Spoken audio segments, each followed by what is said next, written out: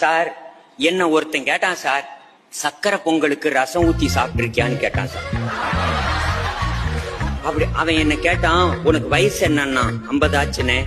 50 வயசுல இழந்துட்டியா அப்படின்னா.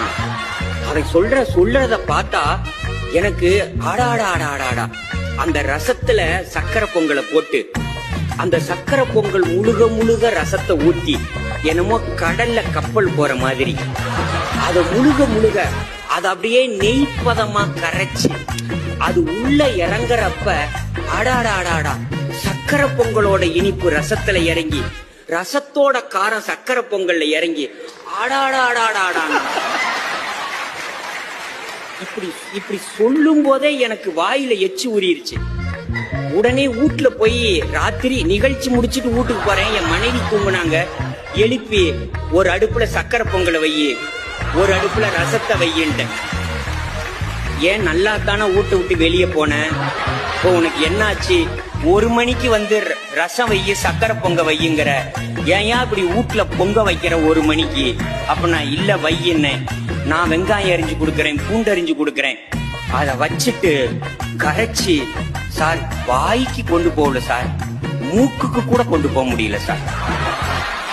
அத அப்படியே வச்சுட்டு அவங்கிட்ட போய் நீ ஏன் அப்படி சொன்னேன்னு கூட நான் கேட்கல, அது ஏன்டா என்ன பார்த்து சொன்னான்னு. அவன் சொன்னான், நீ சாப்பிடுற அழக பார்த்தேன், நீ எதை வேணுமானாலும் சாப்பிடுவேன்னு எனக்கு தோணுச்சுன்னா.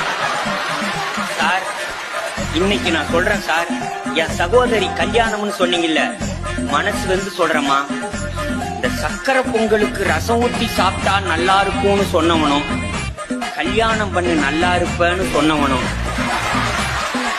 2 பேரும் ஒண்ணுதான் சார்.